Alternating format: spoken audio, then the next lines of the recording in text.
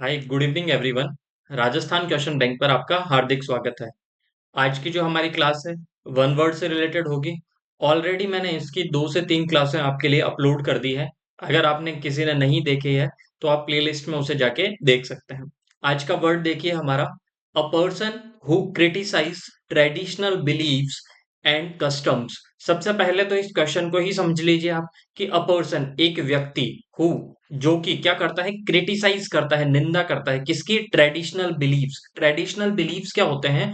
देखो traditional beliefs क्या होंगे, जो अपने दादाजी परदादाजी इनके समय से जो बिलीव्स चल के आ रहे हैं, जो मान्यताएं चली आ रही है, एक तरीके से जो रूढ़िवादी सोच का क्या करता है, विरोध करता है, उनकी निंदा करता है, उसे क्या कहा जाता है। अब ऑप्शन आपके ऑप्शन दिया गया था, एक दिया गया था हेरेटिक, एक दिया गया था एब्सकॉन्डर, एक दिया गया था एपोसल और एक दिया गया था आइकोनोक्लास्ट। अब देखिएगा, एब्सकॉन्डर का मतलब समझिएगा सबसे पहले कि एब्सकॉन्डर का मतलब क्या होता है। तो एब्सकॉन्डर जो वर्ड है वो बना है आपके एब्सकॉन्ड से। किससे बना है? एब्सकॉन्ड। और एब्सकॉन्ड का मतलब क्या होता है? एब्सकॉन्ड का मतलब होता है भाग जाना। ठीक है, एब्सकॉन्ड का मतलब क्या होता है? भाग जाना। अब मैंने कल आपको बताया था कि जिस भी शब्द के लास्ट में आईएसटी लग जाए या जिस भी शब्द के लास्ट में ईआर लग जाए, जिस भी वर्ड के लास्ट में ईआर लग जाए, वो किसी न किसी पर्सन की बात कर रहा होगा। तो मैंने जैसे ही इसके लास्ट में लगाया एब्सकॉन्डर, ठीक है, एब्सकॉन्ड के लास्ट में लगाया ई आर, तो ये बन गया एब्सकॉन्डर। तो एब्सकॉन्डर का मतलब होता है भागने वाला व्यक्ति। ठीक है, तो ये तो होगा नहीं। ठीक है, फिर नेक्स्ट देखिएगा आपका एपोसिल। वैसे एपोसिल किसे कहा जाता है? आपने नाम सुना होगा ईसा मसीह, ठीक है, जिसे क्रिश्चियंस वगैरह मानते हैं। तो जो ईसा मसीह के जो शिष्य थे, जो उनके क्या थे, प्यूपल थे, जो उनके स्टूडेंट्स थे, उन स्टूडेंट्स ने क्या किया, जो उन्होंने सिखाया उनको, जो उन्होंने उनको ज्ञान दिया, उस ज्ञान को उन्होंने क्या किया, चारों तरफ फैलाया। ठीक है, समझ में आया मैं क्या कहना चाह रहा हूं? कि ईसा मसीह के जो शिष्य हुए, उन शिष्य ने क्या किया, जो ईसा मसीह को ज्ञान को क्या किया, दुनिया भर में फैलाया। ठीक है, उन्हें भी किस नाम से जानते हैं अपन? एपोस्टल के नाम से जानते हैं। अच्छा, इसको इस तरीके से याद कर सकते हैं, उन्होंने उनके ज्ञान को, उनके शिष्य ने उनको ज्ञान को चारों तरफ फैलाया। इसका मतलब ईसा मसीह के ज्ञान को उन्होंने क्या किया, सपोर्ट किया। ठीक है, क्या किया, सपोर्ट किया। तो एपोस्टल का दूसरा मीनिंग आप याद कीजिएगा, सपोर्टर। जो क्या करते हैं, सपोर्ट करते हैं, सपोर्टर है। एडवोकेट, एडवोकेट, एडवोकेट का मतलब भी क्या होता है, जो सहायता करते हैं। तो ये भी आपका ऑप्शन चला गया। ठीक है, अब हेरेटिक का मतलब क्या होता है? हेरेटिक का मतलब होता है एक वो लोग जो ईश्वर की निंदा करते हैं, एक तरीके से एथीस्ट है, जिनका बिलीव नहीं है गॉड के अंदर। तो ये भी आपका ऑप्शन नहीं होगा। ठीक है, एक बचा आपका कौन सा, आइकोनोक्लास्ट। तो आइकोनोक्लास्ट का मतलब क्या होता है? वे व्यक्ति जो अपने जो रूढ़िवादी विचारधाराओं का हमेशा क्या करते हैं, विरोध करते हैं, पुरानी परंपराओं का विरोध करते हैं, उनकी निंदा करते हैं, उन्हें हम किस नाम से जानते हैं? आइकोनोक्लास्ट के नाम से जानते हैं। तो ऑप्शन नंबर आपका 4 यहाँ पे क्या हो जाएगा, सही हो जाएगा। नेक्स्ट देखिएगा आप, having a feeling of guilt. Having, having, अब यहाँ पे having a feeling of guilt मतलब हमेशा क्या करना, गलती महसूस करना। मन में ऐसा कहते हैं ना कि मेरे बड़ी टीस है, ठीक है, मुझे अब गलती फील जिसको होती, उसको आप, आपके ऑप्शन कौन कौन से दिए गए थे? ऑप्शन एक दिया गया था आपका रिफल्जेंस, एक ऑप्शन दिया गया था रेस्टिट्यूशन, एक ऑप्शन दिया गया था रिमोर्स और एक आपका दिया गया था रिपेंजेंस। देखो रिपंजेंस का मतलब क्या होता है? रिपंजेंस का मतलब होता है किसी चीज से क्या करना, घृणा करना। क्या करना? घृणा करना। रिपंजेंस का मतलब होता है किसी से नफरत करना, मतलब हेट करना। ठीक है, हेट करना, डिसलाइक करना। ठीक है, या फिर एक तरीके से मैं बोल देता हूं एबहॉर करना। क्या करना? एबहॉर करना। कुछ भी वर्ड ये आ सकता है। रिपंजेंस का मतलब होता है किसी चीज से नफरत करना, हेट करना, डिसलाइक करना, एबहॉर करना, ये सब का मतलब होता है किसी चीज से घृणा करना। ठीक है, याद रह जाएगा ये आपका। अब देखिएगा, रेस्टिट्यूशन का मतलब क्या होता है? रेस्टिट्यूशन का दूसरा मतलब होता है वापसी करना, किसी चीज का क्या करना, कमबैक करना। करना, क्या करना, कमबैक करना। याद रह जाएगा। ठीक है, रिफल्जेंस का मतलब क्या होता है? रिफल्जेंस का मतलब होता है ब्राइट, एक तरीके से चमक। क्या? ब्राइट। तो ये ऑप्शन भी आपका गलत है। ठीक है, दूसरा रेस्टिट्यूशन का मतलब ही होता है कमबैक करना, वापसी। ठीक है। और रिपंजेंस का मतलब क्या होता है? रिपंजेंस का मतलब होता है घृणा करना, हेट करना, एबहॉर, डिसलाइक, ये भी नहीं होगा। अच्छा, रिमोर्स का मतलब क्या होता है? रिमोर्स का मतलब होता है कि मन में बहुत ज्यादा टीस होना, गलती फील करना। तो ये ऑप्शन नंबर थर्ड आपका यहाँ पे क्या हो जाएगा? करेक्ट हो जाएगा। चीज समझ में आई आप? फिर नेक्स्ट देखिएगा आप, Sita seems not to be affected by the pleasure and pains. अब देखिएगा क्वेश्चंस का लेवल कुछ क्या हो रहा है? चेंजेस हो रहा है। ठीक है। आपको वहां पे स्पेशली लिखा नहीं जाएगा कि इसका वन वर्ड का आंसर दीजिए। ठीक है, आपसे पूछा जाएगा कि एक अंडरलाइन कर दिया जाएगा कि उसके लिए वर्ड बताइए। अब आपको पढ़िए, Sita seems not to be affected. ऐसा प्रतीत हो रहा है कि सीता क्या नहीं हुई है? अफेक्ट नहीं हुई है bye the pleasure and pains of life. किसके से? लाइफ के प्लेजर और पेन्स। अब समझना पड़ेगा कि प्लेजर और पेन्स का मतलब क्या होता है। देखो, प्लेजर का मतलब होता है खुशी। प्लेजर का मतलब क्या होता है? खुशी बोल दो, हैप्पी बोल दो, जॉली बोल दो। और पेन्स का, अब पेन का मैंने आपको पहले भी बताया था, पेन का मतलब क्या होता है? पेन का मतलब क्या होता है? दर्द। पेन का मतलब क्या होता है? दर्द। और प्लेजर इन पेन्स का मतलब यहाँ पे क्या हो जाएगा? पेन्स का मतलब बहुत ज्यादा दर्द नहीं होगा। ठीक है, याद रह जाएगा। तो प्लेजर एंड पेन। ठीक है, pleasure and pain of life. अब इसके लिए आप देखो कौन कौन सा ऑप्शन सही होगा। सबसे एक तो दिया गया था आपको स्ट्रिक्ट, एक दिया गया था आपको एक्टिव, एक दिया गया था स्टोइक, और एक दिया गया था आपको क्या? आपका पैसिव।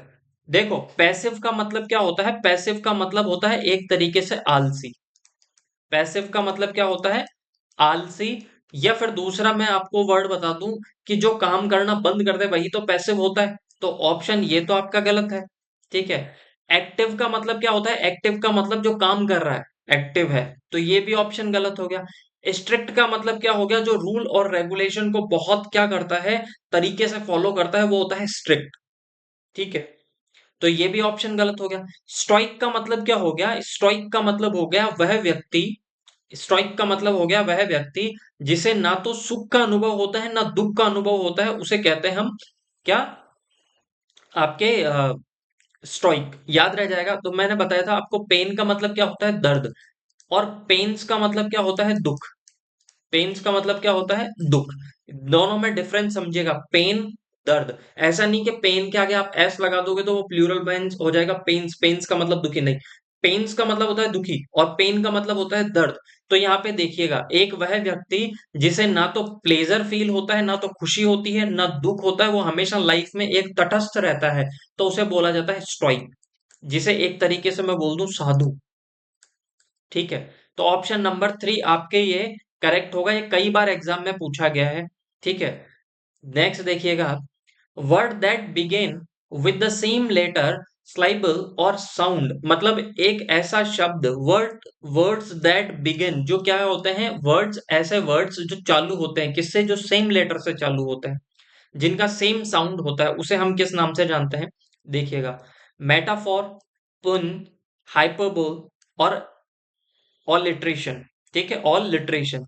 अब देखिएगा, हाइपरबोल का, मेटाफोर का मतलब क्या होता है? मेटाफोर का मतलब होता है रूपक। हिंदी में आपने पढ़ा होगा, अगर आपके किसी के पास में हिंदी लिटरेचर रही होगी, रूपक। ठीक है, रूपक। मैं जैसे बोलूं, मैंने कहा कि जो राम के वर्ड्स है ना, राम के जो शब्द हैं, वो दो धारी तलवार हैं। क्या है? दो धारी तलवार है। अब एक बात बताइए, मैंने राम के शब्दों को क्या किया है? दो धारी तलवार से उसकी उपमा दी है। ठीक है। ऐसा थोड़ी कि उसके शब्द कोई तलवार है, पर मैंने सिर्फ एक एग्जाम्पल के थ्रू समझा दिया कि यार उसके तलवार ऐसे, उसके शब्द ऐसे हैं, जो उधर बोलेगा तो उधर भी काट देंगे, इधर बोलेगा तो इधर भी काट देंगे। तो वो मैंने क्या कर दिया? उसको उपमा दी है। किसी को आपने क्या कर दिया? उपमा देना, वो होता है रूपक। ठीक है। तो मेटाफोर का मतलब ये तो हो गया नहीं। अच्छा, पिन का मतलब क्या होता है? पिन का मतलब होता है कि आपने कोई मजाक में ऐसा वर्ड बोला जिसके दो मीनिंग निकलते हैं, जिसके डबल मीनिंग निकलते हैं, वो होता है आपके पिन। तो ये भी नहीं होगा। पिन का मतलब मैं यहाँ पे लिख देता हूँ डबल,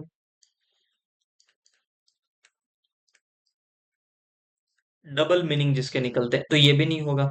अच्छा, हाइपरबोल का मतलब क्या होता है? हाइपरबोल का मतलब होता है बड़ा चढ़ाकर बोलना। क्या करना? बहुत बड़ा चढ़ाकर बोलना कि वो ऐसा है, वो उसकी उपमा, जिसको इतनी ज्यादा आप किसी की तारीफ कर देना, किसी को एग्जेजरेट कर देना। क्या कर देना? एग्जेजरेट कर देना। एग्जरेट, एग्जरेशन होगा। एग्जरेशन का मतलब होता है कोई चीज को बहुत बड़ा चढ़ाकर बोलना। ठीक है, वो होता है आपके हाइपरबोल। तो ये ऑप्शन आपके थर्ड पे गलत हो जाएगा। अच्छा, ऑल लिटरेशन का मतलब क्या होता है? ऑल लिटरेशन का हिंदी में मतलब होता है अनुप्रास। अनुप्रास। ठीक है, अपन हिंदी में पढ़ते थे तब ये बोलते थे ना, अनुप्रास अलंकार है, नगन जड़ाती थे, नगन जड़ाती है। तो अब ये क्या है? दोनों शब्द क्या है? एक जैसे है। तो ऐसे शब्द जिनका उच्चारण मतलब कंटिन्यू न न न ऐसे वर्ड आते रहते हैं, उन्हीं को अपन बोलते थे अनुप्रास अलंकार। तो वो ऑलिट्रेशन ही होता है। तो ऑप्शन नंबर थर्ड आप सॉरी ऑप्शन नंबर फोर आपका यहाँ पे सही हो जाएगा। ऐसे शब्द जो सेम लेटर से चालू होते हैं, जिनका उच्चारण वगैरह सेम होता है, उन्हें ऑलिट्रेशन के नाम से अपन जानते हैं। नेक्स्ट देखिएगा, one who runs away from the law. One who runs जो क्या करते हैं? वन हु रन्स जो दौड़ जाते हैं, अवे दूर, फ्रॉम द लॉ जो ऐसे व्यक्ति जो किससे दूर चले जाते हैं, लॉ से दूर चले जाते हैं, उन्हें किस नाम से जाना जाता है? ऑप्शन दिए गए थे फैटलिस्ट, कॉन्विक्ट, ल्यूनेटिक और फ्यूगिटिव। देखो, फैटलिस्ट का मतलब होता है भाग्यवादी। फैटलिस्ट का मतलब क्या होता है? भाग्यवादी। अच्छा, भाग्यवादी इंसान काम से दूर जा सकता है पर कानून से दूर नहीं जा सकता। तो ऑप्शन नंबर वन तो आपका गलत हो गया। भाई, भाग्यवादी इंसान कौन होता है? जो भाग्य में विश्वास करता है। ठीक है, चाहे काम करना पसंद ना करो पर वो भाग्य में विश्वास करता है। पर वो इसका मतलब ये जरूरी नहीं है कि वो कानून से दूर भागता हो। तो ऑप्शन नंबर वन में आपका गलत है। अच्छा, कन्विक्ट का मतलब होता है आरोपी। कन्विक्ट का मतलब होता है आरोपी। ठीक है, याद रह जाएगा। ल्यूनेटिक का मतलब क्या होता है? ल्यूनेटिक का मतलब होता है इंसेन। इंसेन। इंसेन का मतलब हो गया एक तरीके से पागल। इंसेन का मतलब क्या होता है? पागल। तो ये भी ऑप्शन गया। फ्यूगिटिव का मतलब क्या होता है? फ्यूगिटिव का मतलब होता है एक तरीके से भगोड़ा। ठीक है, जो कानून से क्या चल जाए, दूर जाए। ठीक है, जो हमेशा कानून देख के डर के मारे भाग जाए, that is fugitive. Option number four आपका यहाँ पे करेक्ट रहेगा। फिर देखिएगा, while I was travelling, while I was travelling जब मैं क्या कर रहा था? ट्रेवल कर रहा था इन यूरोप। कहां पे? यूरोप में। I made a man who Drew maps. मैं क्या किया? एक क्या मैंने बनवाया? जब मैं यूरोप में ट्रेवल कर रहा था तो मैंने क्या बनवाया? I made a man who Drew maps. मैंने एक मैप बनवाया। किससे? जो एक व्यक्ति मैप ड्रॉ कर रहा था उससे। उसे क्या कहेंगे? जो मैप ड्रॉ कर रहा था उस व्यक्ति को क्या कहेंगे? इसमें ऑप्शन ये दिया गया था, कार्टोग्राफर, जियोग्राफर, आर्बिट्रेटर, एंथ्रोपोलॉजिस्ट। अब देखिएगा, एंथ्रोपोलॉजिस्ट का मतलब क्या होता है? जो किस में विश्वास करता है, जो किसकी स्टडी करता है, जो एंथ्रो की स्टडी करता है। देखो, मैंने कल भी आपको बताया था, लॉजिक का मतलब होता है स्टडी। लॉजिक का मतलब होता है स्टडी। और लॉजिस्ट का मतलब क्या होता है? स्टडी करने वाला व्यक्ति, क्योंकि इसके लास्ट में क्या लग गया? आईएसटी लग गया। तो एंथ्रोपोलॉजिस्ट का मतलब होता है जो किसके बारे में स्टडी करता है? अ person who studies about human. जो एक व्यक्ति जो मानव के बारे में स्टडी करता है उसे बोला जाता है एंथ्रोपोलॉजिस्ट। तो ऑप्शन नंबर फोर तो आपका गलत हो गया। अच्छा, आर्बिट्रेटर का मतलब कौन सा होता है? आर्बिट्रेटर का मतलब होता है मध्यस्थ। जो क्या करता है? मध्यस्थता करता है, दो लोगों के बीच में मध्यस्थता करता है, उसे बोला जाता है आर्बिट्रेटर। जियोग्राफर का मतलब क्या होता है? जो जियो से रिलेटेड है, भूमि से, पृथ्वी से रिलेटेड। ठीक है, पृथ्वी से रिलेटेड जो क्या करता है? स्टडी करता है, उन्हें हम क्या बोलते हैं? जियोग्राफर। तो ये तो गलत हो गया, ये भी गलत हो गया। अब देखो, यहाँ पे एक चीज समझना, कार्टो। कार्टो का मतलब जिस भी शब्द के पहले क्या लग जाए, कार्टो लग जाए, उस कार्टो का मतलब ही होता है मानचित्र। कार्टो का मतलब क्या होता है? मानचित्र। तो एक वह व्यक्ति जो किसके बारे में स्टडी करता है? मैप्स के बारे में स्टडी करता है, तो उसे क्या बोलेंगे हम? कार्टोग्राफर। कार्टो का मतलब होता है मैप, और कार्टो के बारे में स्टडी करता है, दैट इज कार्टोग्राफर। तो a person who studies about map is called cartographer. एक व्यक्ति जो मैप्स वगैरह बनाता है, ड्रॉ करता है, कंपाइल करता है, उसे बोला जाता है कार्टोग्राफर। तो ऑप्शन नंबर वन आपका यहाँ पे करेक्ट हो जाएगा। आई होप चीजें आपको क्लियर हो रही होगी। Next, the scientific study of plants and there structure sorry. The scientific study मतलब क्या होता है? वैज्ञानिक तरीके से क्या करना? स्टडी करना किसकी? प्लांट्स की, और उनके स्ट्रक्चर की, उनके स्वरूप की, और प्लांट्स की, उनके बारे में स्टडी करना। तो ऑप्शन है botany, biology, environment and plantation. देखो, बायोलॉजी का मतलब क्या होता है? बायोलॉजी का मतलब होता है जो पशुओं के बारे में, जानवरों के बारे में, एनिमल के बारे में और ह्यूमन के बारे में स्टडी करना, वो होता है बायोलॉजी। तो ये तो ऑप्शन गलत है, ये तो आप सबको पता है। एनवायरमेंट अपना हो जाता है पर्यावरण, ठीक है, पर्यावरण। तो ये भी ऑप्शन आपके गलत है, ये ऑप्शन भी आपके गलत है। प्लांटेशन का मतलब क्या होता है? पौधारोपण करना। प्लांटेशन, मैं क्या कर रहा हूँ? प्लांटेशन कर रहा हूँ, मतलब पौधे लगा रहा हूँ, तो ये भी गलत है। ठीक है। बॉटनी का मतलब हो गया जिसके अंदर आप किसके बारे में स्टडी करते हो? आप प्लांट्स के बारे में स्टडी करते हो, आप ट्रीज के बारे में स्टडी कर रहे हो। ठीक है, वो सब किसके अंदर आता है? वो सब किसके अंदर आता है? वो सब आता है आपके बॉटनी के अंदर। तो ये सब चीजें तो आपको पता होगी। ठीक है, नेक्स्ट देखिएगा। टू गिव अप कंप्लीटली और agree to forgo specially in favour of another. मतलब क्या करना? टू गिव अप करना। गिव अप का मतलब होता है छोड़ देना, हथियार डाल देना। कंप्लीटली, पूर्णतः। Agree to forgo specially in favour of another, मतलब दूसरों के फेवर करते हुए कंप्लीटली क्या कर देना? अपने आप के हथियार डाल देना। उसे किस नाम से जानते हैं? तो उसे जानते हैं सरेंडर के नाम से। किस नाम से जानते हैं? सरेंडर कर दिया मैंने, क्या कर दिया? सरेंडर कर दिया, मतलब गिव अप कर देना, एक तरीके से गिव अप कर देना। ठीक है, या फिर मैं बोल दूंगा एब्जॉर करना। क्या करना? एब्जॉर करना, त्याग देना। क्या कर देना? त्याग देना। इसका सरेंडर का मतलब ही क्या होता है? त्याग देना। अब कैसे त्याग देना? मतलब अपने हथियार वगैरह डाल देना, किसी को एग्री कर, ठीक है, किसी की बात पे एग्री करके। फॉरफिट का मतलब होता है जालसाजी। जालसाजी, जालसाजी। तो ऑप्शन नंबर थर्ड और फोर्थ और ये आपके गलत होंगे, सरेंडर आपके यहाँ पे सही होगा। अब देखो, one who can speak to languages, एक व्यक्ति जो दो लैंग्वेजेस बोलता है उसे हम किस नाम से जानते हैं? ठीक है, सबसे पहले देखिएगा, मोनो जिस भी शब्द के आगे आ जाए उसका मतलब होता है एक। उसका मतलब क्या होता है? एक। तो मतलब मोनो तो होगा नहीं, यहाँ पे दो लैंग्वेज की बात की है, तो इसका मतलब मोनो तो नहीं होगा। मोनोलिंगुअल का मतलब होता है जो केवल एक भाषा बोलता है।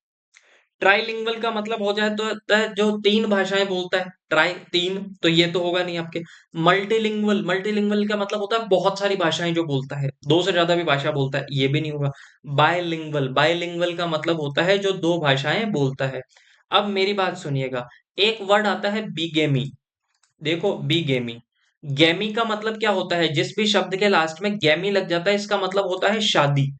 और बी का मतलब होता है दो, जो दो शादी करता है उसे अपन बोलते हैं बिगेमी। तो ऑप्शन नंबर सेकंड आपके यहाँ पे सही रहेगा। ठीक है, वैसे ही समझ गए होंगे, इतना ध्यान देने की जरूरत थी कि जिस भी शब्द के पहले बी आ जाता है इसका मतलब दो। तो बी लिंगवल, बाइलिंगुअल का मतलब होता है जो दो भाषाएं बोलता है। ठीक है, मल्टीलिंगुअल जो बहुत सारी भाषाएं बोलता है, ट्राइलिंगुअल जो तीन भाषाएं बोलता है, मोनो का मतलब होता है एक, तो है ना। वैसे ही देखो, गेमी का मतलब मैंने बताया था शादी, मैंने लिख दिया मोनो और इसके लास्ट में लिख दिया गैमी। गैमी का मतलब शादी, मोनो का मतलब एक, जो एक शादी करता है मोनोगेमी। बिगेमी का मतलब क्या होता है? जो बहुत ज्यादा, सॉरी, बिगेमी मतलब जो दो शादी करता है। वैसा ही होता है पॉलीगेमी। पॉली का मतलब होता है बहुत, पॉली का मतलब होता है बहुत। और गैमी का मतलब क्या होता है? गैमी का मतलब होता है शादी, तो पॉलीगेमी का मतलब होता है जो दो से ज्यादा शादी करता हो, बहुत शादी करता हो। याद रह जाएगा आपको। फिर नेक्स्ट देखिएगा, select the option that can be used as a one word substitution for the given groups of the word. One who loves humanity और believes in universal brotherhood, एक व्यक्ति जो मानवता के अंदर विश्वास करता है और ये विश्वास करता है कि पूरी दुनिया के अंदर भाईचारा रहे, उसे हम किस नाम से जानते हैं? तो कल भी हमने पढ़ा था, फिलियंथ्रोपिस्ट। फिलियंथ्रोपिस्ट का मतलब होता है जो मानवता के अंदर विश्वास रखता है। किसमें विश्वास रखता है? मानवता में जो विश्वास रखता है उसे हम जानते हैं फिलियंथ्रोपिस्ट के नाम से। अब नेक्स्ट है मिसएंथ्रोपिस्ट। देखो, मिस जिस भी शब्द के आगे लग जाए इसका मतलब होता है विरोध, इसका मतलब होता है विरोध। तो मिसएंथ्रोपिस्ट का मतलब हो गया जो मानवता के खिलाफ हो, मिसएंथ्रोपिस्ट। तो ये भी गलत है, ये भी गलत है और आपका ये है।